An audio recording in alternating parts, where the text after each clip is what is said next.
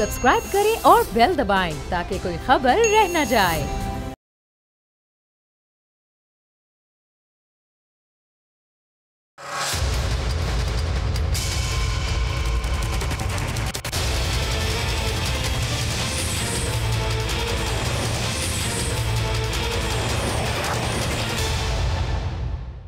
अस्सलाम वालेकुम, आप देख रहे हैं प्रोग्राम बस बहुत हो गया। मैं हूं अरबाब जहांगीर। एक माह कबल वजीर खारजा और DG ISPR ने बलूचिस्तान में भारतीय दहशतगर्दी को लेकर जो खदशा जाहिर किया था वो बिल्कुल सही साबित हुआ है। कल मशकोला फील्ड में नामालूम अफराद की फायरिंग से 11 कारकुन जाँ बहक हुए और मुतादिद जख्मी हो गए।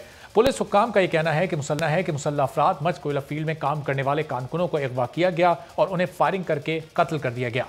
वजीर खारजा और DG ISPR ने नवंबर में बताया था कि भारत ने पाकिस्तान को गैर मुस्तहकम करने का मंसूबा तैयार किया है, जिसके लिए भारतीय एजेंसीज दहशतगर्दों को ट्रेनिंग दे रही हैं। भारत का बाकायदा CPEC को सबूताज करने की कोशिश उसकी जानिब से मुस्तकिल बुनियादों पर जारी है और उसने गुज़िश्ता 3 साल में 22 अरब रुपए खास दहशतगर्द तंजीमों को दिए हैं। बलूचिस्तान और CPEC मंसूबों को निशाना बनाने के लिए भारत ने एक सेल भी बनाया है, जिसकी फंडिंग के लिए भारत 80 अरब रुपए मुख्तस कर चुका है। उन्होंने मजीद बताया था कि भारत की जानिब से कलदम तंजीमों को असलहा और रकम फराहम की जा रही है और भारत पाकिस्तान में दहशतगर्द कार्रवाइयां मजीद बढ़ाने का इरादा रखता है। पाकिस्तान में भारतीय दहशतगर्दी किसी से ढकी छुपी नहीं है। इससे मुकाबले के लिए हमारी फौज, सिक्योरिटी इदारे और अवाम एक हैं और किसी भी किस्म की कुर्बानी देने से बिल्कुल पीछे नहीं हटेंगे। लेकिन मुल्क में सानेह साहिवाल जैसे वाक़े से आया होती पुलिस गर्दी से कैसे निपटा जाए, इस हुकूमत के 2.5 साल मुकम्मल होने के बाद भी ये सवाल अपनी पहले सी शिद्दत के साथ मौजूद है। जब कौम के मुहाफिज ही कातिल बन जाएं तो अवाम इंसाफ और तहफ़्फ़ुज़ के लिए किसके पास जाएं? इस्लामाबाद में जुमे और हफ्ते की दरमियानी शब इंसदादी दहशतगर्दी स्क्वाड इस्लामाबाद के एहलकारों की फायरिंग से 22 साला नौजवान तालिब इल्म उसामा नदीम जाँ बहक हुआ। पुलिस का यह कहना है कि गाड़ी मशकूक लगी, ना रुकने पर गाड़ी पर फायरिंग की, जबकि मकतूल के वालिद का यह कहना है कि उनके बेटे की एक रोज़ कबल इस्लामाबाद पुलिस के एहलकारों से तल्ख कलामी हुई थी, जिस पर उन्होंने उसामा को मज़ा चखाने की धमकी दी थी। इब्तिदाई तहकीकात शुरू हुई, जिसके बाद 5 पुलिस एहलकारों मुदस्सिर मुख्तार, शकील अहमद, सईद अहमद, मोहम्मद मुस्तफ़ा और इफ्तिखार को मुअत्तल कर दिया गया। उन्हें गिरफ्तार कर लिया गया। उनके खिलाफ मुद्दई की दरख्वास्त पर थाना रमना में मुकदमा दर्ज करके तहकीकात का बाकायदा आगाज़ कर दिया गया। लेकिन ये पुलिस गर्दी का कोई पहला वाक़या नहीं है। इससे कबल भी इस तरह के वाक़यात में और दौरान तफ्तीश कई बेगुनाह अफराद जान की बाजी हार चुके हैं।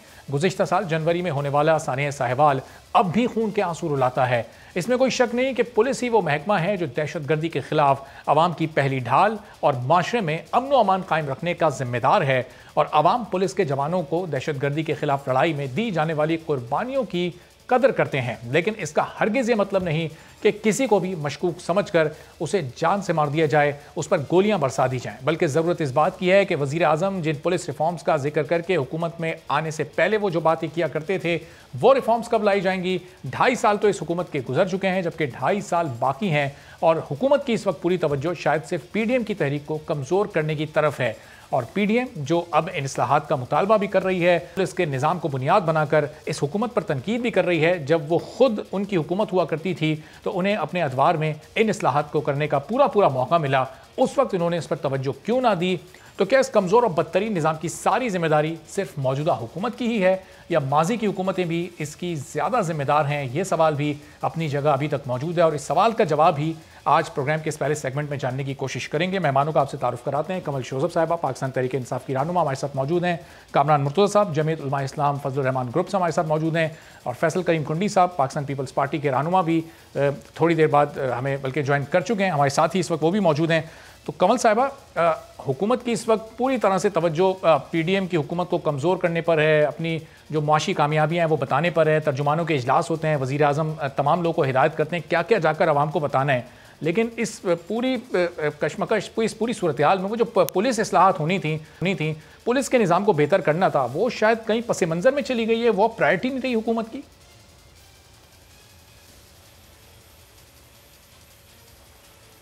बिस्मिल्लाहिर्रहमानिर्रहीम। Thank you very much Arbab. देखिए, ये एक अजीब सा नैरेटिव है जो अक्सर उठाया जाता है कि जी सिर्फ PDM की तरफ उनकी तवज्जो है और बाकी सारे पुश डालें। ऐसा नहीं होता है। हुकूमत में जितने भी वज़रा होते हैं और स्पेसिफिकली प्राइम मिनिस्टर, वो मल्टीटास्किंग होते हैं। साइमल्टेनियसली सारे काम हुकूमत के चल रहे होते हैं। हर मिनिस्ट्री अपना काम कर रही होती है और वो बिल्कुल कतन ये नहीं होता है कि सारी फाइलें छोड़ के, सारे सिग्नेचर्स छोड़ के तो दूरबीनें लगा के सिर्फ इस डूबती हुई टाइटैनिक को हम देखते रहे, ऐसा नहीं है। और वैसे भी जो मूवमेंट उठने से, टेक ऑफ करने से पहले ही मर गई हो, उसके लिए हमें क्या परेशान होने की ज़रूरत है। हमारी तो बेस्ट प्लेयर वहाँ पे मौजूद हैं, मरियम नवाज शरीफ जब तक वहाँ मौजूद हैं, जब तक वो बोल रही हैं और जब तक वो इस सारी तहरीक में अपनी पार्टिसिपेशन कर ली है, हमें 1% भी टेंशन लेने की ज़रूरत नहीं। हमारा काम बेहतरीन तरीके से चला रही हैं। 13 दिसंबर को उन्होंने पूरी PDM का बेड़ा गर्क कर दिया। 27 दिसंबर को इसके ताबूत में आखिरी कील जरदारी साहब ने ठोक दिया। पीपल्स पार्टी ने पॉलिटिकल और सोशल दोनों डिस्टेंसिंग कर ली है, क्योंकि वो अपने जो मफादात हैं वो उससे पीछे होना नहीं चाहते हैं। और बाकी जो मौलाना साहब हैं वो नैब पे धावा बोलने की तैयारी कर रहे हैं। वो बजाय अपने जो एसेट्स बियॉन्ड मीन हैं और जो उन्होंने इतने अरसे से कमाइयाँ की हैं, उसके ज़राए देने की बजाय सिर्फ धमकियाँ तड़ियाँ, कभी फ़ौज को तड़ियाँ, कभी खान साहब को तड़ियाँ। और मैं आपके इस फोरम से प्रोटेस्ट करूँगी कि कल किस किस्म की इतनी खौफनाक गलीज़ ज़बान उन्होंने इस्तेमाल की। मुझे शर्म आ रही थी कि ये अपने आप को मौलाना कहते हैं, ये अपने आप को मज़हब का बड़ा एक रहनुमा, मजहबी रहनुमा कहलवाते हैं, लेकिन अगर आप माइक पकड़ के और अपने मदरसे के बच्चों को हॉस्टेज करके सामने खड़ा करके और फिर इस किस्म के बयानात दे रहे हैं जो इंडिया में फ्रंट लाइन की पेपर्स में आज छपे, 10 पेपर्स में आज इंडिया में सिर्फ और सिर्फ मौलाना साहब और मरियम बीबी सेलिब्रेट हुई, तो जो EU डिसइंफो लैब ने सारी इन्फॉर्मेशन दी है और ये बताया है कि उनका कोई एजेंडा है और 5th जनरेशन हाइब्रिड वॉरफेयर है, जिसका भी आपने ताल्लुक बताया, तो वो सामने नज़र आना शुरू हो जाता है कि किसके एजेंडे पे कौन कहाँ चल रहा है। और जो आपने अभी बात की पुलिस रिफॉर्म्स की, देखिए उस वो साइमल्टेनियसली काम सारा चल रहा है, लेकिन आपने निज़ाम कॉलोनियल दौर से आप उनकी लेगेसी लेकर चलते रहे। पुलिस में आपने इंडक्शन का निज़ाम बनाया और आपने ठीक कहा, ये जो इतने बड़े बड़े जमहूरियत बचाने निकले हैं, ये जमहूरियत के चैंपियन 31 मई 2018 तक क्या करके गए हैं? ज़ीरो। और आज वो कहते हैं कि एक दिन में आप दूध शहद की नहरें बहा दें। यहाँ पे हमने जो प्रोमिसेस अपनी आवाम से किए वो हम आवाम को जवाब देंगे, लेकिन आप अगर इनसे पूछें कि 55 साल एक ने और 35 साल दूसरों ने हुकूमतें की, 6-6 बारियां ली, तो इनकी क्या परफॉर्मेंस है सिवाय इसके कि करप्शन हर इदारे में गई। इन्होंने अपने जो मुजरिम थे 80s की और 90s की आप अखबारें उठाएं ना, उसमें हेडलाइंस छपी हुई हैं, हेडिंग्स छपी हुई हैं कि किस किस किस्म के लोगों की इंडक्शन की गई और किस तरीके से मर्सनरीज को प्रमोट किया गया। क्यों किया गया? ये सारे इतने मुजरिम आपने क्यों, तो ये इस्लाहात पिछले अदवार में क्यों ना हो सकी? चलें कमल साहब, ये सवाल जरा था। देखिए कॉलोनियल आए थे, और मैं 1 मिनट सिर्फ लूंगी। ठीक है, कॉलोनियल का टाइम ये था। मुझे 1 मिनट दें, कंप्लीट कर लें। जी जी, कंप्लीट करने दें, फिर आप जाइए अगले गेस्ट के पास। मुझे बात पूरी करने दें, आपने इतना लंबा इंट्रो दिया, मुझे जवाब देने दें। जी जी। जब गोरा यहाँ पे आया था तो उन्होंने फौज को दुश्मन से लड़ने के लिए ट्रेन किया था और पुलिस को उन्होंने अपनी आवाम के ऊपर अपनी इजारादारी कायम रखने के लिए ट्रेन किया था।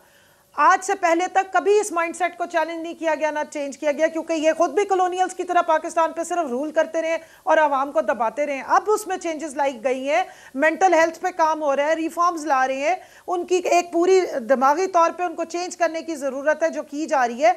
और जिस वक्त इस तरह की इस्लाहात लाई जाती हैं तो ये असम्बलियों के बाइकआउट करके बाहर चले जाते हैं, ऑर्डिनेंस लाएँ तो उस पर एतराज़ हो जाते हैं। तो हम तो अब ला रहे हैं और एक पूरे ओवरऑल माशरे को करप्शन की तरफ धकेल दिया कि खाता है तो लगाता भी तो है।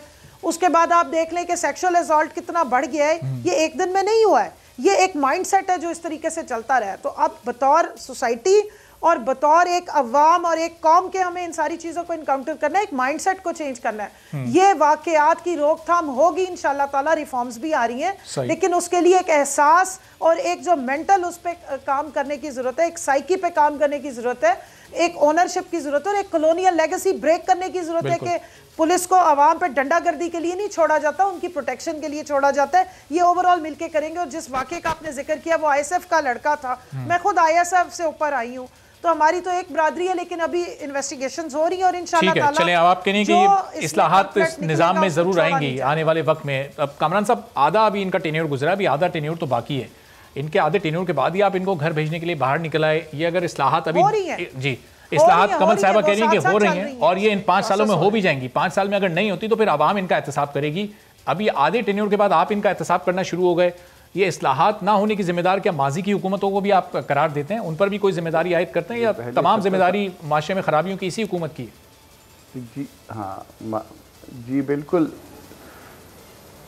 बिल्कुल, माजी की हुकूमतों पे भी उन पे भी जिम्मेदारी आयद करते हैं, जिसमें अक्सर औकात निक्के के अब्बा जो है बराह रास्त काबिज रहे 50 साल तकरीबन उनके बराह रास्त है और बाकी रिमेनिंग पीरियड भी उन्हीं निके के अब्बों का है। तो हम उन पे भी जिम्मेदारी आयद करते हैं। वो निके के अब्बों से ही हम असल में जान छुड़वाना चाहते हैं, जिसको जो है ना ये डिफेंड करते हैं। हम कहते हैं कि ये भी आज़ाद हों और मुल्क दस्तूर के मुताबिक चले। और पीडीएम में जो आपके साथी हैं, आपके दाएं और बाएं जो खड़े होते हैं, उन पर भी कोई जिम्मेदारी है? जो पिछले 12 साल से सिंध में भी हुक्मरान हैं और बाकी जी सबकी जिम्मेदारी है। मगर अगर निके के अब्बा उनको आज़ाद छोड़ दें, सबको आज़ाद छोड़ दें और दस्तूर के मुताबिक खुद भी रहें और दस्तूर के मुताबिक दूसरों को भी काम करने दें, सबका, हम इस मुल्क में रहने वाले हर शख्स का भला होगा। तो ये हम सब की जिम्मेदारी है। इस मुल्क को हम खूबसूरती के साथ आज़ाद नहीं थे तो 5-5 साल कैसे पूरे कर लिए उन्होंने? क्या उस कैद के तहत ही ज़ेरे असर रहकर तो 5 साल उन्होंने पूरे किए? ये तो आप एतराफ़ करते हैं। सुन लीजिए आप बड़े शोज़ब को बड़े आराम से, कमल शोज़ब को आप बड़े आराम से, बड़ी तसल्ली से सुन रहे थे। मुझे भी मेहरबानी करके आराम से सुन लीजिए। मैं भी उतने आराम से बात कर लूँ जितना आपने उनको मौका दिया, ठीक है? तो अब एक तरफ तो मसला ये हो गया कि आपने जो है ना कहा कि पुराने हुक्मरानों की तरफ से या इस सूबे में जो एक बैठे हुए हुक्मरान है, एक सूबे के हुक्मरान है, उनकी जिम्मेदारी, हम सब की जिम्मेदारी है। इवन बतौर कौम जो है ना मेरी और आपकी भी ये जिम्मेदारी है। इनफैक्ट जो है ना ये जो सब कुछ है ये हमारा माइंडसेट है। माइंडसेट में हमारे पास जो कुछ भी होता है, जो इक़्तिदार भी आता है, जो कुर्सी भी आती है, हम उस पर बादशाह सलामत बन जाते हैं और कानून को हाथ में ले लेते हैं। इवन हमारे मुल्क में एक चपरासी के हाथ में भी जब आप इख्तियार दे देते हैं तो वो भी आपको जो है ना इस तरह परमिट नहीं करने देता जब अंदर जाने के लिए। तो ये उस माइंडसेट को जो है ना वो अब तब्दील करना पड़ेगा। वक्त आ गया हुआ है, ये भी तब्दील करें, हम भी तब्दील करें। अब बात यह है कि आप 2.5 साल इनके कहते हैं कि गुजर गए, बाकी 2.5 साल रह गए और इनको जो ना अवाम को तब्दील करने दें। बिल्कुल अवाम ही इनको तब्दील करेगी। मगर आप देखिए 2.5 साल, पौने 3 साल के बाद आज जो ये तर्जमानों का इजलास है उसमें जो पंच लाइन दी है प्राइम मिनिस्टर साहब ने, इमरान खान साहब ने, कि वो पीडीएम को कैसे काउंटर किया जाए। पीडीएम को काउंटर करने का बहुत आसान शायद इनके पास तरीका था कि ये जो अपनी गवर्नेंस को बेहतर बना लेते, लोगों को ये जो महंगाई का जो बोझ उनके ऊपर डाला हुआ है, जो बाकी बोझ डले हुए हैं, जो इस तरह के वाक़यात हैं, ये पुलिस गर्दी के वाक़यात हैं, बलूचिस्तान में 11 बेचारे जो ना वो जो मार दिए और 10 उसके साथ ज़ख्मी हो गए, इस तरह के वाक़यात को कंट्रोल कर लेते। आज बावजूद इसके कि हमारा जो ना नैरेटिव और है, हमारा नैरेटिव ये है कि आए भी धांधली से, मगर लोग इसको इग्नोर कर चुके होते, आज इनके साथ शायद खड़े होते। तो जो इनके करने के काम है वो नहीं कर रहे। ये हाइपर हो गए हुए, ये सारे मामलात इनसे संभल नहीं पा रहे और फिर इनको जो ना सारा हर चौथे दिन एक इजलास बुलाते हैं तर्जमानों का और उनको जो ना वो ये देते हैं, पंच लाइन दे देते हैं कि जनाब आपने काउंटर कैसे करना है। और खुदा के बंदे काउंटर खुद ब खुद हो जाता है मामला। अगर अवाम के साथ, अवाम को साथ लेके चले, आप उनको ये जो महंगाई का जो अंडे जो है ना वो 50 रुपये से जो ना 300 रुपये पर पहुँच गए, बाकी चीज़ों का इस तरह से हो गया, तो इन चीज़ों को ठीक कर दे। मामला मेरा ख्याल है कि इनके हाथ में कंट्रोल में आ जाते। अब जब ये मामला जो है ना, जो असल मामला जो आवाम से रिलेटेड मामला है वो कंट्रोल नहीं हो रहे, तो इसको जो है ना कभी पीडीएम पे डाल देते हैं, कभी कहते हैं कि जी हमने फ़ौज को बुरा कह दिया, कभी कहते हैं कि हमने किसी और को बुरा कह दिया। हम किसी को बुरा नहीं कह रहे हैं, फ़ौज हमारी अपनी फ़ौज है, हमें उनसे मोहब्बत है, प्यार है। हमारा सिर्फ इशू ये है कि वो दस्तूर के मुताबिक चलें। हम इनको भी बुरा नहीं कहते कि ये भी हमारे मुल्क के रहने वाले हैं, हमारे भाई हैं, हमारी बहनें हैं, कमल हमारी बहन है, मगर मामला को जो ना एक सीधे रास्ते पे लेके चले ताकि अल्टीमेटली सारी की सारी हुकूमतें बुरी थी। फैसल साहब से थोड़ी सियासी गुफ्तगू का आगाज़ करते बुरा होता रहा, आपने क्या अच्छा किया? कमल साहब आप रिस्पॉन्ड करना चाहेंगी शायद आपके जवाब पर। तो कमल साहब, शेख रशीद साहब को वज़ीर दाखिला बनाया गया और जब उन्हें वज़ीर रेलवे बनाया गया था तो रेलवे के शोबे में हम देखते इतने कई हादसा होते थे, जाने जाती थी। वज़ीर दाखिला बने अभी उन्हें कुछ ही दिन हुए कि इस तरह के वाक़यात शुरू हो गए। ये महज ये इत्तेफाक है या उनकी बड़ी बेहतरीन कारकर्दगी थी रेलवे में जो उन्हें दाखिला का वज़ीर लगाया गया, और अब इस तरह के वाक़यात को कैसे रोक पाएंगे?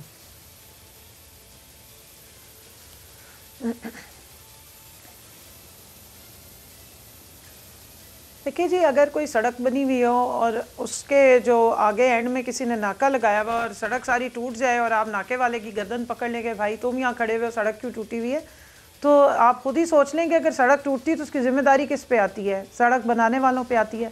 अब निज़ाम के बिगाड़ पे आप 1 महीने पे तो हमने कोई जो अलादीन का जिन है उसको तो नहीं इंटीरियर मिनिस्टर बनाया कि वो सुबह शाम उड़ते फिरेंगे। ज़ाहिर है वो इस्लाहात ला रहे हैं, वो पुलिस के लिए अभी पासिंग आउट परेड पे आपने सुना था, पहली दफ़ा हुआ है कि पुलिस की पासिंग आउट परेड पे वज़ीर आज़म गए हैं। आपने उनको बूस्टअप करना है, आपने उनकी बेहतरी लानी है।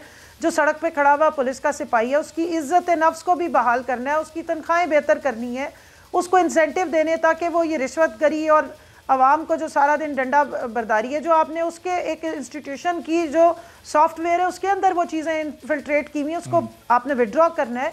तो वो रिफॉर्म्स करने के लिए आपको जाहिर है उसका इम्पैक्ट भी आता है और टाइम भी लगता है उसमें। और रिफॉर्म सबसे मुश्किल काम है इसलिए कि उससे हर बंदा नाराज़ होता है, लेकिन वो कर रहे हैं, हम भी कर रहे हैं, हमारा तो फोकस ही यही है। दूसरा, कामरान साहब ने अच्छी बात की है और मैं इनको जो ये परफॉर्मेंस की बात करें, देखिए परफॉर्मेंस ओवरऑल कहने से किसी के नहीं आती है, इंडिकेटर्स के थ्रू आती है।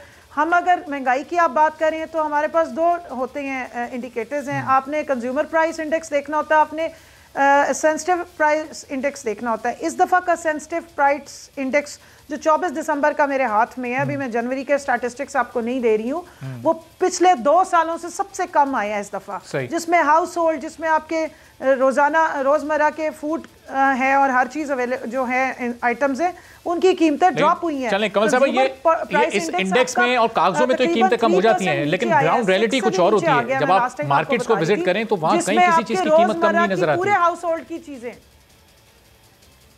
ग्राउंड रियलिटी में देखें, एक मिनट ठहर जाएं अरबाब, एक मिनट ठहर जाएं, देखें बात सुने, हमें एक जिम्मेदार तरीके से बात करनी है। स्पोक्स पर्सन की मीटिंग से पता नहीं हमारे भाइयों को क्यों इतनी प्रॉब्लम होती है। हमें वहाँ मुख्तलिफ मिनिस्ट्रीज जो हैं वो आके अपनी परफॉर्मेंस दिखाते हैं, हमें आदाद और शुमार दिए जाते हैं, हमें पंच लाइन्स नहीं दी जाती। हमारे दिमाग इतने फारिग नहीं है कि हम असम्बली के मेम्बरान हैं, हमें पंच लाइन दी जाएगी और हम आके यहाँ शोर मचा देंगे। देखिए मैं खुद एक खातून खाना भी हूँ, मेरे बच्चे हैं वो पढ़ते हैं, मैं यहाँ अपना किचन रन कर रही हूँ, मेरे हस्बैंड की एक महदूद आमदनी है, मैं कोई बिजनेस फैमिली से ताल्लुक़ नहीं रखती, मेरी कोई फैक्ट्रियाँ नहीं है। तो मुझे पता है कि जब मैं चिकन मंगवाती हूँ या मटन मंगवाती हूँ या चीज़ें दालें ख़रीद रही हूँ, मैं कोई मरियम नवाज़ की तरह थोड़ी हूँ कि मुझे पता ना हो कि आटा कितने रुपए किलो है। 33 रुपए किलो को मैं 130 रुपए बताऊँ। दूध अगर हमारे पास 110 रुपए या पैकेट वाला आ रहा है या दूसरा आ रहा है तो मैं वहाँ जाके कहूँ 200 रुपए किलो, इस तरह नहीं होता है। जो ग्राउंड रियलिटीज़ है उसके तहत ही हम बात कर रहे हैं और मैं आपको बता रही हूँ कि महंगाई में कमी आई है, मजीद आ रही है, क्योंकि जो चीनी और आटे की बातें ये कर रहे हैं वो नीचे आ चुके हैं। और डे टू डे जो चीजें हैं, सब्जी फ्रूट है जो इंपोर्ट हो रहा था, उसमें भी एग्रीकल्चर की पॉलिसी है। हम कोशिश कर रहे हैं कि लॉन्ग टर्म पॉलिसी अपनी प्रोडक्शन बढ़ाएं, एक्सपोर्ट्स। ठीक है, चलें कमल साहब, पॉइंट आपका आ गया। अब जरा फैसल साहब को 35 बिलियन की इस महीने में सिर्फ एक्सपोर्ट्स होगी। फैसल साहब को जरा गुफ्तगू में शामिल करने दें और थोड़ी सी और इंटरनेशनल फाइनेंशियल ऑफिसर्स ये बात करें, मैं आपसे शेयर कर लेती हूँ स्टैटिस्टिक्स। पाकिस्तान में हम ब्यूरो ऑफ स्टैटिस्टिक्स को भी कोट नहीं करते।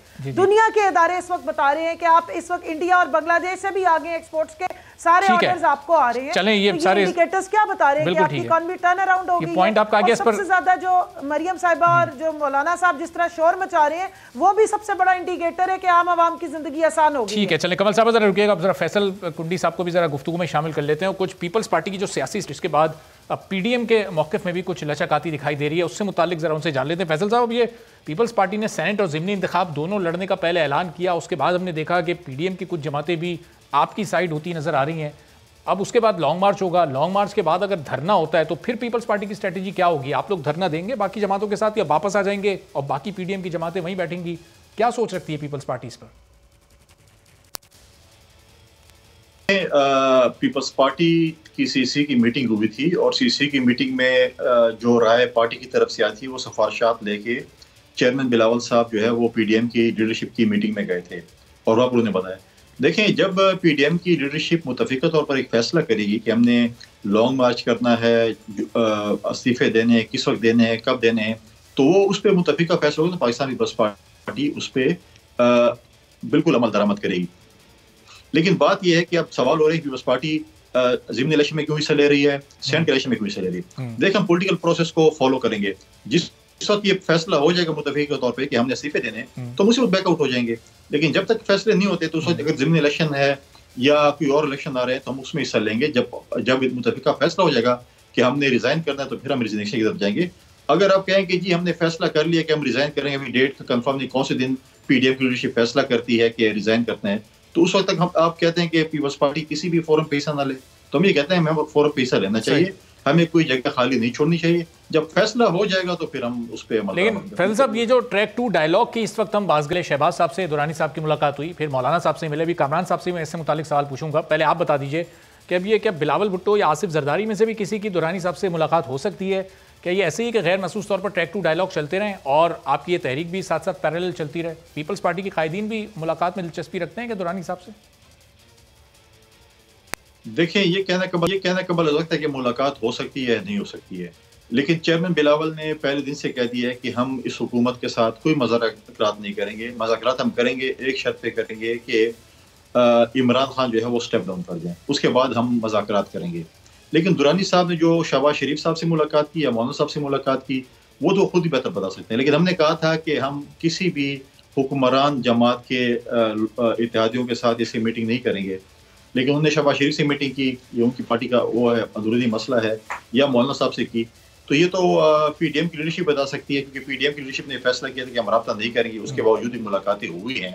तो ये तो डेफिनेटली हम भी अगले चेयरमैन साहब से कहेंगे कि अगली मीटिंग में पीडीएम की मीटिंग से या स्टीयरिंग कमेटी में कामरान साहब से पूछ लेते हैं कि कहा गया था कि कोई मुलाकात नहीं होंगे और फिर मुलाकात भी हुई। कामरान साहब, जो मौलाना साहब की दुरानी साहब से मुलाकात हुई, कि आप पीडीएम के मौक़िफ़ में, मौलाना साहब के मौक़िफ़ में उस मुलाकात के बाद कोई लचक पैदा हो सकती है? कम से कम ये कन्फ्यूजन तो आई है कि उसके बाद जो ऐलान होना था आपकी सरबराही इजलास के बाद, उसमें डेट्स नहीं अनाउंस की गई, टाइम नहीं अनाउंस किया गया कि लॉन्ग मार्च कब होगा, इस्तीफे कब देंगे, जबकि एक्सपेक्टेशन थी कि 1 जनवरी को सब दूध का दूध पानी का पानी हो जाएगा, लेकिन वजाहत नहीं हुई किसी भी चीज़ की।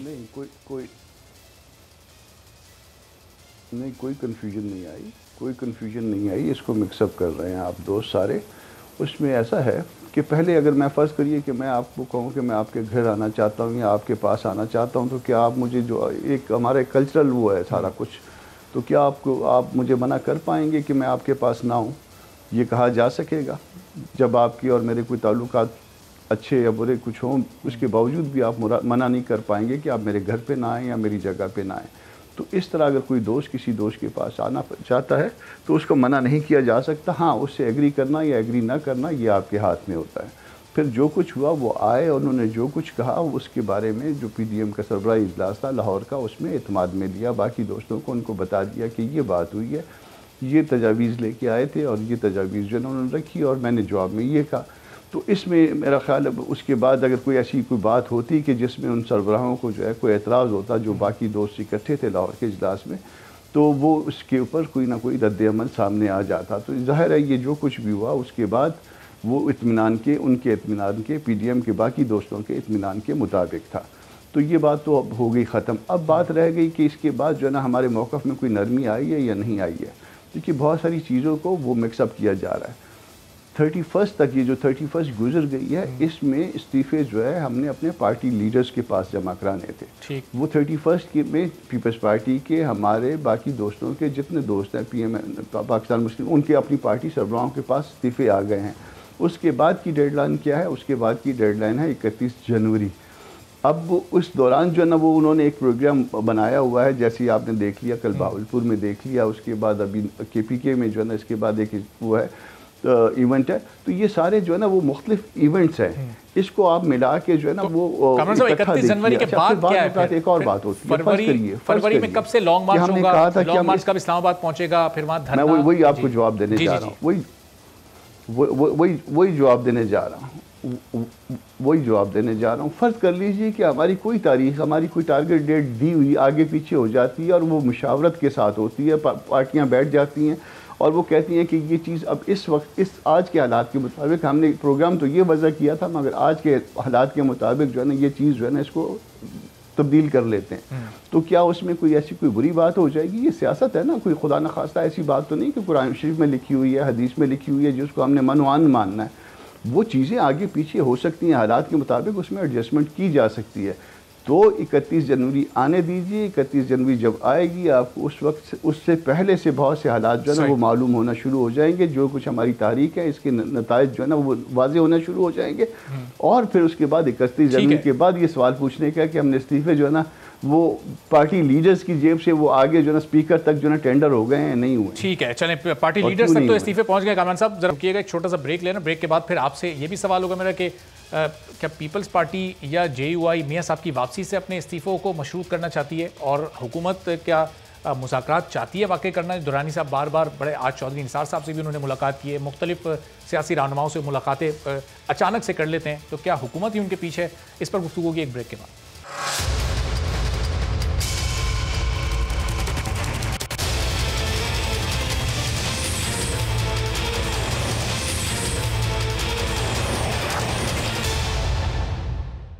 प्रोग्राम में एक बार फिर आपको खुशामदीद कहते हैं। तो कमल शोजब साहबा, कामरान मुर्तज़ा साहब, फैसल करीम कुंडी साहब हमारे साथ मौजूद हैं। कमल साहबा, ये जो मुज़ाकरात की बात ब्रेक से पहले हो रही थी, दुरानी साहब जाते हैं, शहबाज साहब से मिलते हैं, मौलाना साहब से मिलते हैं, चौधरी निसार साहब से आज मिले हैं, मुस्तकबिल में हो सकता है शायद पीपल्स पार्टी की लीडरशिप से मुलाकात करें। तो क्या हुकूमत का कोई पैगाम लेकर जा रहे हैं, एस्टेब्लिशमेंट का कोई पैगाम लेकर जा रहे हैं, या सिर्फ अपने तय वो ये सब कर रहे हैं? और अगर अपने तय कर रहे हैं तो फिर हुकूमत को भी उन्हें मुज़ाकरात पर राज़ी करना पड़ेगा? देखें, दो चीज़ें मैं कहना चाहूँगी। पहले आपके सवाल का जवाब दे देती हूँ, फिर जो कामरान साहब ने बात की मैं उसको भी थोड़ा सा उस पर कमेंट करना चाहूँगी।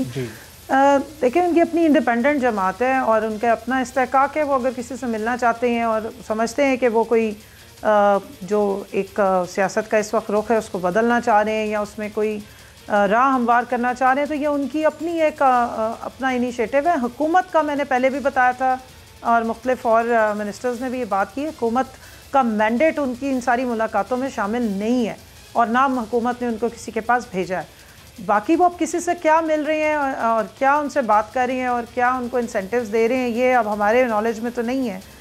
जब वो हुकूमत से रब्ता करेंगे और बात करने की कोशिश करेंगे तो फिर ही मैं आपको कोई सवाल का जवाब दे सकती हूँ। और मुझे नहीं मालूम है कि पीपल्स पार्टी से उन्होंने पहले से बात की है या नहीं की है, लेकिन बहरहाल स्टार्ट उन्होंने शहबाज शरीफ साहब से किया था। और ये ज़रा ज़हन में रखिएगा कि पहले शहबाज शरीफ साहब से मुलाकात की है बिलावल ने, फॉलोड बाय ये वाली मुलाकात, और उसके बाद 27 दिसंबर को पूरी स्ट्रैटेजी चेंज हो गई। कामरान साहब ने अभी कहा कि जी हम देखते हैं कि हालात और वाक़यात कैसे हैं, उसके मुताबिक हम स्ट्रैटेजी चेंज कर लेते हैं। ये कोई लिखा हुआ तो नहीं है कोई कि हम अपना बदल नहीं सकते। उर्फ़ आम में अगर स्ट्रैटेजी को चेंज करें तो इसको हमारे ज़ुबान में इसी को यू टर्न कहते हैं कि आप अपने गोल पे कॉम्प्रोमाइज़ ना करें लेकिन अपने प्लान पे कॉम्प्रोमाइज़ कर लें। लेकिन आपने खुद ही ये सारी स्टैंडर्ड्स ऊपर किए और एक रिटर्न चार्टर दिया 26 निकात का, फिर बाद में वो सुकड़ के 12 निकात हो गया। लेकिन जिस दिन 27 दिसंबर को बीबी की बरसी पे जो जरदारी साहब ने बयानात दिए वो इनकी सारी पुरानी स्ट्रैटेजी और सारे मरियम बीबी के दावों और फजलुर रहमान साहब के दावों से हट के था। और आपने फिर उसके बाद देखा कि पीपल्स पार्टी ने इनसे पॉलिटिकल डिस्टेंसिंग कर ली है। अब उनके टियर 2 के लोग इनके जो हैं इज्तिमात में खड़े हो गए हैं, जो बड़े बड़े स्टेडियम या मीनार पाकिस्तान से निकल के अंदरूनी मोहल्ले और गलियों तक और छोटे छोटे चौकों तक सिमट गए हैं। आगे आगे देखिए अब कहाँ तक पीडीएम भागती और दौड़ती है। जहाँ तक पीपल्स पार्टी की आपने स्ट्रैटेजी की बात की तो वो तो पहले दिन से उनका यही स्टांस था। वो सिर्फ और सिर्फ पीडीएम के जलसों में और किस्म का शोर मचा रहे थे कि जनाब हम अपनी सिंध की हुकूमत भी गिरा देंगे, हम ये भी सेक्रीफाइस कर देंगे, इस्तीफे जो हैं वो मुंह पे मार देंगे। और स्टेप डाउन करने की बात इन्होंने शर्त लगाई।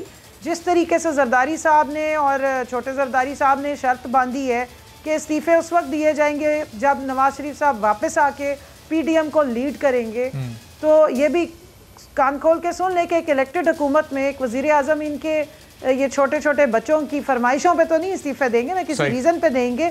आप धांधली के सबूत लेके पहुंच जाएं किसी फोरम पे और उसको प्रूव करें।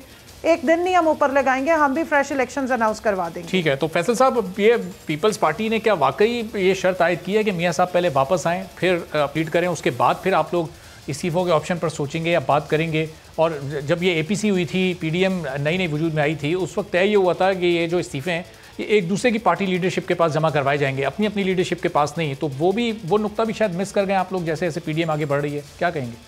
देखें, सबसे पहली बात तो यह है कि सीसी की मीटिंग में ये बात हुई नहीं थी कि मियाँ साहब वापस हैं और तहरीक की हेल्प करें। मीडिया पे और चैनल्स पे हमारी मीटिंग शुरू थी और उस वक्त वो ब्रेकिंग न्यूज़ चल रही थी कि जी उन्होंने ये बात कर दी है कि पीपल्स पार्टी ने कि मियाँ साहब की तहरीक को लीड करें। ऐसी कोई बात नहीं थी।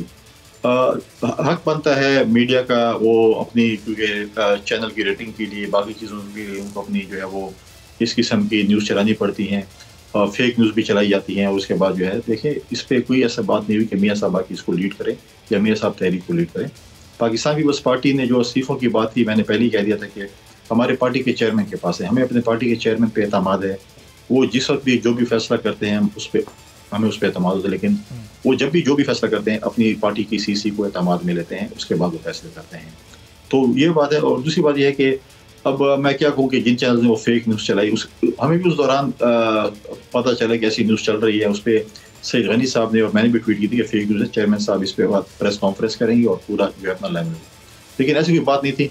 लेकिन हमें बड़ी खुशी हुई है इस बात की जो फेक न्यूज़ चलाई गई कि कम से कम जो चैनल्स हैं, जो उनके सोर्सेज हैं, वो गलत हैं और हमारी मीटिंग की जो बात थी वो लीक आउट नहीं हो सकी। तो इसे हमें जो है उन्होंने उन चैनल्स ने जिन्होंने शुरू में चलाई उनने हमारे साथ बड़ी चलो। तो पीपल्स पार्टी का तो ये कहीं मुतालबा नहीं है। नैब का मामला भी आज जरा इसको डिस्कस करना है। वज़ीर आज़म ने आज कुछ स्टैट्स शेयर किए हैं, ट्वीट किया कि जो 2008 से 2018 तक का अरसा था उसमें 104 अरब के मुकाबले में 2019-20 में नैब ने मजमूई तौर पर 389 अरब रुपए ये रिकवर किए हैं। तो ये वज़ीर आज़म बड़ी तारीफ़ कर रहे हैं नैब की, लेकिन जब हम deputy chairman senate Salim Mandviwala का बयान देखते हैं, वो कहते हैं उनके पास 100 से ज़ायद नैब के खिलाफ दरखास्तें आ चुकी हैं। सिर्फ अपोजिशन के लोगों पर नैब बड़ी तेज़ी से कार्रवाइयाँ कर रहा है, लेकिन जो स्कैंडल्स इस दौरे हुकूमत में आए उनमें से किसी पर नैब में कोई पेशरफ दिखाई नहीं देती। तो इस पर आपका कमेंट ज़रा। देखिए, पहले वो जो आप वज़ीर आज़म साबिक की बात कर रहे थे, मैं उस पर 1 मिनट अगर मुझे दे दें। जी वो आप अगर ये सारी PDM की पाकिस्तान डेमोक्रेटिक मूवमेंट है और ये कहते हैं जी हम इस आइन के सुप्रीमेसी के लिए ये सारी तहरीक रन कर रहे हैं, तो इस आइन के मुताबिक जो अदालतें चलती हैं, उन्होंने वो 3 दफ़ा के वज़ीर आज़म को इश्तिहारी मुजरिम करार दिया है और वो वांटेड हैं पाकिस्तान में। तो अगर आप वाकई आइन की इज़्ज़त करते हैं तो पहले सबसे पहले अपनी ज़ात से स्टार्ट करना चाहिए, एग्जाम्पल सेट करके कि एक बंदा झूठ बोल के यहाँ से गया, झूठी अपनी रिपोर्ट्स दिलाई और बाहर से बैठ के फ़ौज के ख़िलाफ़ जो है वो साजिशें कर रहे हैं, बयानात दे रहे हैं और वहाँ पे सियासतें भी कर रही हैं, और उन्हीं एवनफील्ड अपार्टमेंट्स में बैठे हुए पाए जाते हैं, नज़र आते हैं, घूमते फिरते वहाँ से प्रेस कॉन्फ्रेंसेस करते हैं, जिसकी जो बेनिफिशरी ओनर है वो मरियम साहिबा है और पनामा में जिसका नाम आया था। दूसरी बात यही है, इसी पनामा का ही जिक्र मैं कर दूँ, इसके जब पनामा की जजमेंट आई तो उसमें जो उस टाइम के चेयरमैन नैब है उनका भी जिक्र आया, और अगर आप वो जजमेंट पढ़ें तो उसमें बताया गया है कि उस पूरे दौरे हुकूमत में जब नवाज शरीफ वज़ीर आज़म थे, उन्होंने नैब चेयरमैन नैब के साथ मिलकर बड़े फ़ायदे उठाए और टोटल उस पूरे टेन्योर में 8 अरब रुपया जो है वो रिकवरी रही। अब जो प्राइम मिनिस्टर ने स्टैटिस्टिक्स शेयर की, ये एंटी करप्शन ने जो रिकवरीज की हैं, नैब ने जो रिकवरीज की हैं, करप्शन का पैसा जो आप कहते हैं कि एक आना आज तक रिकवर नहीं हुआ आपके दौरे हुकूमत में, ये वो हैं। और दूसरा ये एक मेरे पास डॉक्यूमेंट है जो चार्टर ऑफ डेमोक्रेसी के नाम से दोनों बड़ी पार्टीज ने साइन किया 2006 में, और इसका ये शिक नंबर 13 है, जिसका clause number C and D है। मैं सिर्फ C पढ़ूंगी। वो कहता है accountability of NAB and other एहतसाब operators to identify and hold accountable abuse of office by NAB operators through perjury and provision of justice and violation of human rights since its establishment. इस पे आपने क्यों अमल नहीं किया? अगर आपको लगता था कि ये इदारा काम नहीं कर रहा और विक्टिमाइजेशन कर रहा है, चलें कमल साहब पॉइंट आप पे आ गया। इसके बाद कामरान साहब 2008 से लेकर 18 तक आप लोग इख्तिदार में रहे। चलें रुकिएगा जरा, कमल साहब जरा रुकिएगा, कामरान साहब को पहले भी आवाज नहीं जा सकी थी तो उनसे सवाल का बयान देना चाहूंगी, एक सिर्फ जुमला सुन ले। 104 अरब 10 सालों में रिकवर हुआ जी, 104 अरब 10 सालों में रिकवर, 389 इन 2 सालों में वज़ीर आज़म ने बताया 389 अरब होता है।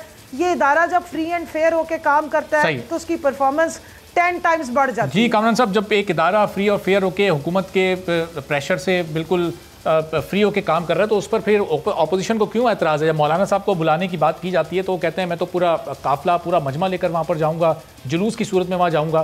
तो इदारों के खिलाफ आप लोग क्यों एहतजाज कर रहे हैं? इलेक्शन कमीशन के बाहर भी आप 19 को मुजाहरा करने वाले। पहली बात ये है कि जिस अदारे की ये एप्रिसिएशन कर रहे हैं, उस अदारे की चेयरमैन की फ़िल्म जो है इन्होंने ख़ुद जो है ना वो TV पे रिलीज़ करवाई।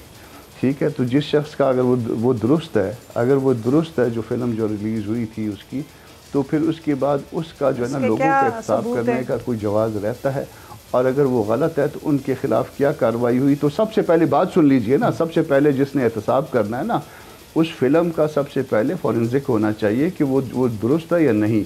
मैं अगर आपकी तरफ एक उंगली उठा रहा हूँ तो जो 4 उंगलियाँ मेरी अपनी तरफ उठ रही हैं, पहले वो देख लीजिए कि वो ठीक तरह से उठ रही हैं या गलत, उसका फॉरेंसिक करवाएं। गवर्नमेंट की ये जिम्मेदारी थी ना जी, उसका फॉरेंसिक करवाती। अदालतों की ये जिम्मेदारी थी ना। एक आप कहते हैं कि जी एक कानूनी अदारा है, दस्तूर के मुताबिक उसको ये तहफ़्फ़ुज़ है फलाना है, तो दस्तूर के मुताबिक उसको जो हेड कर रहा है उसका तो किरदार जो है ना वो मैं नहीं कहता कि वो ख़राब है, मैं कहता हूँ कि वो किसी शक व शुबे से बाला होना चाहिए। तो वो जो झूठी फिल्म जो रिलीज़ करवाई थी, उस झूठी को वो कम से कम उसकी फॉरेंसिक करवा के अवाम को ये तो पता चल जाना चाहिए ना कि ये झूठी थी। ठीक है, फिर उसके बाद उसका एहतसाब का हक पैदा होता है। ये एक आदमी के ऊपर अपने इतने बहुत सारे शक-व-शुबहात हैं कि 10 साल में जो रिकवरी हुई थी उससे 3 गुना ज्यादा रिकवरी, बल्कि 4 गुना ज्यादा रिकवरी 2 सालों में हो गई, तो फिर इसका मतलब तो शायद ये हुआ कि एक इदारा ठीक ट्रैक पर जा रहा है। वो ये भी देखिए, वो ऐसा है नहीं, ऐसा है कि ये दुनिया भर में ना ये जो लीकेज होती है, ये करप्शन होती है, इसको आप कम तो कर सकते हैं, इसको बिल्कुल ख़त्म नहीं हो सकती। ये उसको तो लीकेज को तो कम करना चाहिए, मगर यहाँ पे लीकेज को ये कम कराते कराते आपने किया क्या है, इस मुल्क में जो बिज़नेस एक्टिविटीज़ हैं उसको तबाह बर्बाद करके रख दिया है। इस मुल्क में कोई अफसर जो है ना वो कोई फ़ैसला करने की पोजीशन में नहीं रहा, क्योंकि वो फ़ैसला करेगा उसमें जो भी मैं फ़ैसला करूँगा ना, फिर भी 2 नहीं 3 4 5 राय उसमें मुमकिन होंगी। अब ये हर फैसले को उठा के कह देते हैं कि नहीं ये गलत है, और ये जो है ना ये गलत फैसला ये तुमने जानबूझ के किया है, और इसमें यकीनन करप्शन ली होगी, और ये करप्शन जो है ना अब तुम साबित करो कि तुमने करप्शन नहीं की है। अच्छा, एक तो ये, दूसरा आपके पास एसेट्स है ना, अगर आपको मैं आज दे दूं कि आपको पूछ लूं कि ये भाई ये जो आपके पास एसेट्स हैं, ये मकान है, ये गाड़ी है, ये मोटरसाइकिल, ये घर वालों का जो जेवर है, ये कहाँ से आया, आप इसको अकाउंट फॉर नहीं कर सकते। यानी किसी के ऊपर एलिगेशन नहीं है, वो कहते हैं नहीं जी तुम्हारे एसेट्स जो है ना बियॉन्ड मीन्स हैं, अब स्टैब्लिश करो कि ये विद इन मीन्स हैं। अब आप जितना भी जोर लगा लें, विद इन मीन्स इसको कोई स्टैब्लिश नहीं कर सकता, क्योंकि आपके पास इंसानी यादाश्त है, इंसानी यादाश्त जो है ना वो उसकी एक हद होती है। यानी रिकवरी भले 4 गुना हुई हो, लेकिन इस्लाहात की जरूरत हिंदू का खाता नहीं है कि आप जो है ना इस महकमे में भी मौजूद है। 1 किलो चीनी लाए थे। बहुत शुक्रिया कामरान मुतवल साहब, कमल शोजब साहब, फैसल करीम कुंडी साहब हमारे साथ मौजूद थे। और जाहिर है जिस निज़ाम में अभी मज़ीद इस्लाहात की ज़रूरत है, उस तरह नैब के निज़ाम में भी और नैब के तरीक़ेकार में भी हुकूमत की जानिब से कुछ इस्लाहात ज़रूर होनी चाहिए, जो कि उनके मंशूर का भी हिस्सा थी। अभी एक ब्रेक लेते हैं, ब्रेक के बाद जब वापस आएंगे तो एक बार फिर वज़ीर तालीम, वज़ारत तालीम, हुकूमत और स्कूल फेडरेशन आमने सामने खड़े हो गए। वज़ारत तालीम कोई अलग ऐलान कर रहे हैं कि 18 तारीख से स्कूल्स खोले जाएंगे, जबकि एसोसिएशन ये कह रही है कि जो पहले तय हुआ था 11 जनवरी से ये स्कूल्स खोले जाएंगे। अब किस तरफ ये मामला जाता है, एक ब्रेक के बाद से बात करेंगे।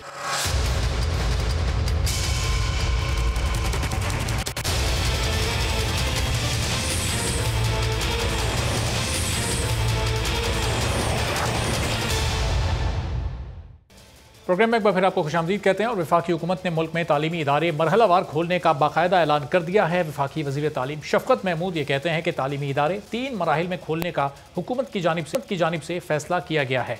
18 जनवरी को 9वीं, 10वीं, 11वीं और 12वीं की क्लासें शुरू कर दी जाएंगी, जबकि 25 जनवरी से प्राइमरी से 8वीं तक के तालीमी इदारे खुल जाएंगे और 1 फरवरी से यूनिवर्सिटीज़ और दीगर आला तालीमी इदारे भी खोल दिए जाएंगे। शफ़क़त महमूद ने यह भी कहा कि तालीमी इदारे खोलने का फ़ैसला सूबों की मुशावरत से किया गया है। ताहम 14 और 15 जनवरी को सेहत की सूरत हाल का दोबारा जायज़ा लिया जाएगा, जबकि all Pakistan private school federation ने इस हुकूमती फ़ैसले को मुकम्मल मुस्तरद कर दिया है और कहा है कि 11 जनवरी से वो तालीमी इदारे खोलेंगे। All Pakistan private school federation का मौक़िफ़ ये है कि मुल्क में तमाम इदारे खुले हैं तो तालीमी इदारे क्यों बंद हैं। तालीमी इदारों में सख्ती से SOPs पर अमल दरामद हो रहा था, फिर भी उन्हें खोला रहा है। इस पूरी सूरत हाल पर गुफ्तगू करते हैं। सैयद तारिक शाह साहब हमारे साथ मौजूद हैं, चेयरमैन है all private Sindh school management system के। तारिक साहब बहुत शुक्रिया प्रोग्राम के लिए आपने वक्त निकाला। वफाकी हुकूमत ये ऐलान कर रही है कि 18 तारीख से स्कूल्स को खोला जा रहा है, मरहलावार ये 3 हफ्तों में तकरीबन पूरा तालीमी निज़ाम बहाल हो जाएगा, तो ये 1 हफ्ते का आप और उनको टाइम दे दें। क्यों इतनी जल्दबाजी फेडरेशन की जानिब से, एसोसिएशन की जानिब से की जा रही है कि 11 जनवरी को स्कूल खोलने? लेकिन जनाब बिल्कुल आप सही कह रहे हैं और हमारी उनसे सबसे मुशावरत चल रही है। जो डिसीजन है तो हमने तो उसमें यही कहा है कि चले 1 हफ्ता और डिले हो जाए, लेकिन उसको मरहलावार लेकर ना जाया जाए, क्योंकि अगर हम मरहलावार की तरफ जाएंगे तो फिर आगे हम 15-20 दिन आगे निकल जाएंगे। तो 18 से ही तमाम क्लासेस का आगाज़ कर दिया है।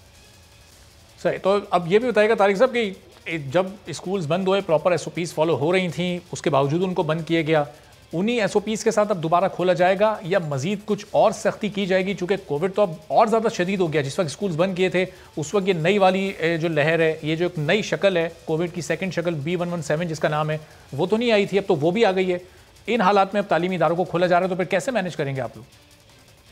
ये देखिए, पहले भी जो SOPs बनाए गए थे उसके अंदर मुकम्मल तौर पर तमाम तालीमी इदारों ने फॉलो किया था। तो अभी भी आज भी हमारा यही मुतालबा रहा है कि अगर गवर्नमेंट जो है वो कोई मजीद SOPs बताना चाहती है या हम पे लागू करना चाहती है तो हम बैठ के बातचीत कर सकते हैं और उन SOPs को मुकम्मल तौर पर अमल दरामद कराया जाएगा, क्योंकि बच्चों की सेफ्टी भी ज़रूरी है और तालीम भी ज़रूरी है। तो उसमें कोई भी एजुकेशन इंस्टीट्यूशन पीछे नहीं हटेगा कि SOPs के अमल दरामद ना करे। हाँ, आज भी अगर कोई एजुकेशन इंस्टीट्यूशन खिलाफ वर्जी करता है तो गवर्नमेंट के पास राइट मौजूद है कि वो जो है वो एजुकेशन इंस्टीट्यूशन को सील कर सकता है। वक्ती तौर पर ज़रूर करे, लेकिन हमारा मुतालबा ये है कि उनको भी परमानेंट तौर पर ना किया जाए, क्योंकि वहाँ बहुत सारे बच्चे तालीम ले रहे होते हैं, वो मुतासर हो जाते हैं। लेकिन तारिक साहब, जो 14-15 वाला नुक्ता उठाया अभी शफकत साहब ने, ये बड़ा इंपॉर्टेंट है कि 14-15 को एक बार फिर ओवरऑल हेल्थ की सिचुएशन का जायज़ा लिया जाएगा। अगर उससे वो मुतमईन नहीं होते तो फिर शायद इसीलिए उन्होंने ये 11 को आगे बढ़ाकर 18 किया हो, ताकि 18 से पहले 16-17 को उन्हें अगर कोई फैसला करना हो मज़ीद बंद रखने का स्कूल्स, तो वो कर सकें। तो ये बड़े इंपॉर्टेंट तारीख हो गई 14-15, एक बार फिर हो सकता है कि आगे बढ़ा दी जाए तारीख, तो फिर आप लोग का स्टांस क्या होगा? देखिए, इसमें अगर तारीखें आगे बढ़ाई जाती हैं या लॉकडाउन मज़ीद बढ़ा दिया जाता है, तो फिर हमारा मुतालबा ये होगा कि कंप्लीट लॉकडाउन किया जाए, क्योंकि कोई हासिल असूल तो हुआ नहीं। तमाम तालीमी इदारे बंद कर दिए गए, लेकिन बच्चे फिर भी पब्लिक प्लेसेस पे नज़र आए, तफरीह मुकामात पर आए, शादी हॉल में, रेस्टोरेंट में, मॉल्स के अंदर। तो वो बच्चों को जो सेफ करने वाला एलिमेंट था वो तो कहीं से भी पूरा नहीं हुआ। तो अभी भी हमारा मुतालबा ये है कि तमाम तालीमी इदारों को SOPs के साथ जारी रखा जाए। अगर खुदा न खास्ता मामलात ख़राब हो जाते हैं या कोई केसेस वर्स हो जाते हैं या होने की एक प्रोडक्शन होती है, तो फिर तमाम लोग मुकम्मल लॉकडाउन किया जाए पूरे मुल्क पे, ताकि फिर कंट्रोल किया जाए सिचुएशन, तालीमी इदारों का लॉकडाउन ना किया जाए। और तारिक साहब, इस पूरी सिचुएशन में चूँकि ज़ाहिर एक बड़ा टेंस माहौल है, आपकी तरफ मैं वापस भी आता हूँ। मुराद राज साहब पंजाब के वज़ीर तालीम हमारे साथ इस वक्त मौजूद हैं। मुराद साहब, पंजाब में किस तरह से आप लोग ये खोलने जा रहे हैं? जैसे शफकत साहब ने फरमाया है कि 18 तारीख से सिलसिला शुरू होगा, फिर 25 को, और फिर फरवरी में यूनिवर्सिटीज़ भी खोल दी जाएंगी। उसी पर अमल करते हुए आप लोग पंजाब में भी इसी को फॉलो करेंगे? हाँ जी, हमारा पंजाब में ऑब्वियसली जब आज मीटिंग हुई तो ये डिसाइड हुआ था, मगर जो इसमें सबसे ज़रूरी बात है वो ये है कि हमने चलना उसी स्केड्यूल पे। 50% बच्चे एक दिन आएंगे, 50% दूसरे दिन, ऑर्डिनरी डेज पे आएंगे। अच्छा, तो मुराद साहब जी। तो इसलिए सबसे ज़रूरी चीज़ है कि कम से कम बच्चे हों क्लासेस के अंदर, और जहाँ पे ऑब्वियसली स्कूल्स हैं या यूनिवर्सिटीज़ हैं जहाँ पे ऑनलाइन वो अटेंड करना चाह रहे हैं वो ऑनलाइन भी अटेंड कर सकते हैं। अच्छा, तो मुराद साहब 18 को आप लोग खोलने जा रहे हैं और 11 को एसोसिएशन चाहती हैं कि आप खोल दें, तो एक ही हफ्ते का तो फ़र्क है। इनको आप ऑन बोर्ड ले लेते, इनको आप लोग सेटिस्फाई कर देते, तो ये आराम से एक म्यूचुअल अंडरस्टैंडिंग भी हो जाती। क्यों ऐसा नहीं किया है गवर्नमेंट ने? क्या फ़र्क क्या पड़ता है हफ्ते से?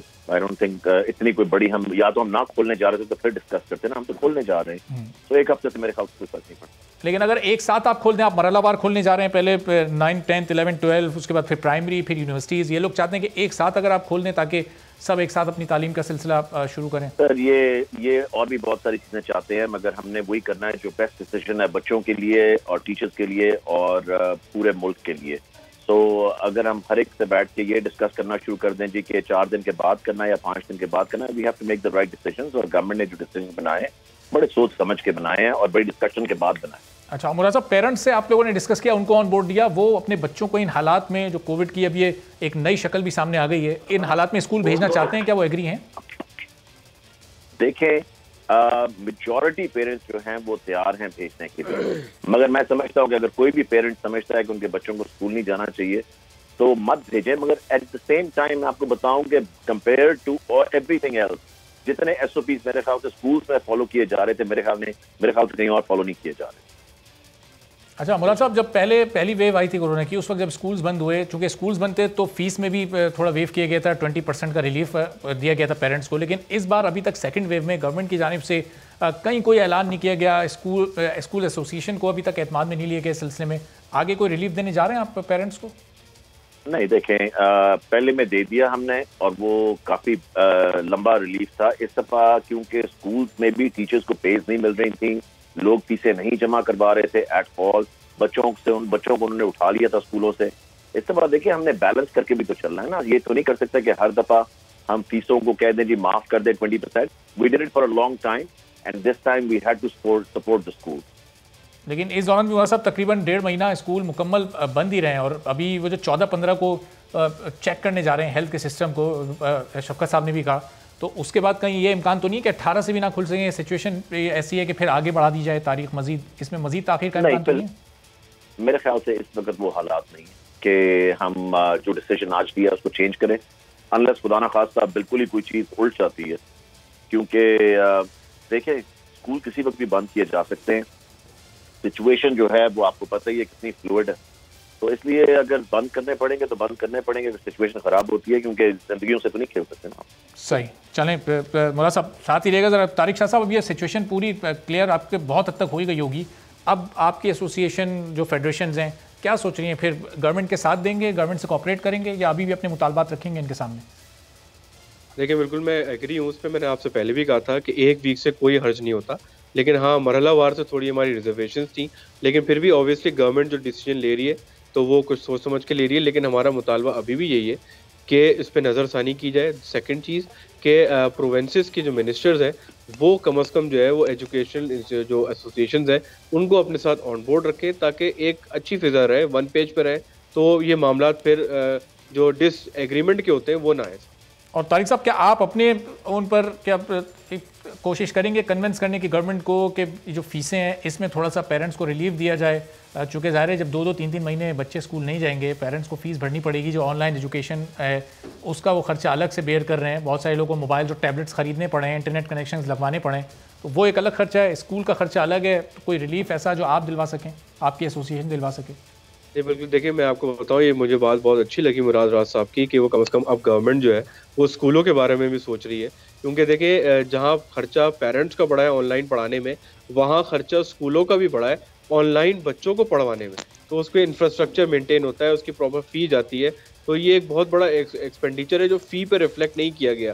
तो कम करने की जहाँ तक बात है, हमें ऑलरेडी बहुत ज़्यादा लॉसेस हो चुके हैं। पेरेंट्स ने बच्चों को पढ़ाना छोड़ दिया है। अगर एक स्कूल के अंदर 100 बच्चे थे तो आज 60 बच्चे पढ़ रहे हैं, तो एक बहुत बड़ा लॉस है। एम्प्लॉयज़ को हम निकाल नहीं सकते। तो इस वक्त तो रिलीफ तो पहले दे दिया ही, बस जैसे तैसे करके दिया है, लेकिन अब मजीद आगे अगर गवर्नमेंट फोर्स करेगी तो फिर ये तालीमी इदारे बंद करने पड़ जाएंगे हमें, क्योंकि आगे हम सस्टेन नहीं कर सकेंगे अगर हमें फ़ी कम करने के लिए कहा गया। ठीक है, तो मुरादा साहब, जो पुरानी SOPs थी उन्हीं को फॉलो किया जाएगा या कुछ नई सख्तियाँ भी सजेस्ट की हैं वजारत तालीम ने स्कूल्स के लिए? देखें उस पर हम अभी काम कर रहे हैं। इंशाल्लाह ताला SOPs जो हैं वो विद इन नेक्स्ट 2 और 3 डेज आपके सामने आ जाएंगे बाय फ्राइडे, और उनको पूरी तरह इम्प्लीमेंट करवाया गया था। पिछली दफ़ा भी पूरी दफ़ा इम्प्लीमेंट किया था और मेजॉरिटी ऑफ स्कूल्स ने फॉलो किया था। प्राइवेट स्कूल्स ने भी और गवर्नमेंट स्कूल्स तो कर ही रहे थे फॉलो। सो आई थिंक मैं तो अटक तक गया था देखने के लिए स्कूलों में, और मैंने प्राइवेट स्कूल में मैं प्राइमरी में गया, अटक के अंदर एक घर के अंदर था और किसी को नहीं पता था मैं आ रहा हूँ, और मैंने वहाँ पे भी जाके देखा और वो फॉलो करे थे SOPs। सो इसलिए मेरे ख्याल से I think everybody will cooperate, क्योंकि वो भी चाहते हैं कि उनका स्कूल खुला रहे, प्राइवेट स्कूल्स वाले भी। और मेरे ख्याल से इंशाल्लाह ताला सब मिलके करेंगे। ना अकेला ये हुकूमत कर सकती है, ना अकेले ये प्राइवेट सेक्टर कर सकता है। ये सब ने मिलके करना है, क्योंकि सब की प्रॉब्लम है, ये सिर्फ हमारी प्रॉब्लम नहीं है। हम सब ने मिलके इसमें we have to play our part. ठीक है, चलें, बहुत शुक्रिया। मुराद राज साहब, वज़ीर तालीम पंजाब, सैयद तारिक शाह साहब, chairman of school management system, हमारे साथ मौजूद थे। और एसोसिएशंस और गवर्नमेंट किसी हद तक एक पेज पर ही दिखाई दे रही हैं कि 18 तारीख से स्कूल्स खुलेंगे, मरहलावार खुलेंगे और फीसों में किसी भी किस्म की कोई रियायत नहीं दी जाएगी। तो अब पेरेंट्स के लिए और स्टूडेंट्स के लिए खुशखबरी कि 18 तारीख से आहिस्ता आहिस्ता उनका जो तालीमी सिलसिला था वो एक बार फिर बहाली की जानिब जा रहा है। लेकिन वज़ीर आज़म पाकिस्तान इमरान खान से ये हमारी अपील अभी भी जारी है कि एक एहतजाज भी इस वक्त बहाली की ही सूरत में है। रोज़ाना उसका दायरा भी वसी से वसी तर होता जा रहा है। चेयरमैन पैमरा सलीम बेग के ख़िलाफ़ ये एहतजाज चल रहा है, जो कि मुख्तलिफ प्रेस क्लब्स पर, कई शाराओं पर, जो पैमरा के ऑफिस हैं उनके बाहर भी होता हुआ दिखाई दे रहा है। तो वज़ीर आज़म को ये नोटिस लेना चाहिए कि आखिर क्यों ये एहतजाज हो रहा है, और ये जो नुकात जो दरख्वास्तें वज़ीर आज़म के सामने पेश की जा रही हैं इनकी वजूहात क्या हैं। इस बारे में वज़ीर आज़म को तहकीकात करके उस शख्स की जगह किसी और शख्स को चेयरमैन पैमरा लगाया जाना चाहिए। आज के प्रोग्राम से इजाज़त दीजिए। अल्लाह।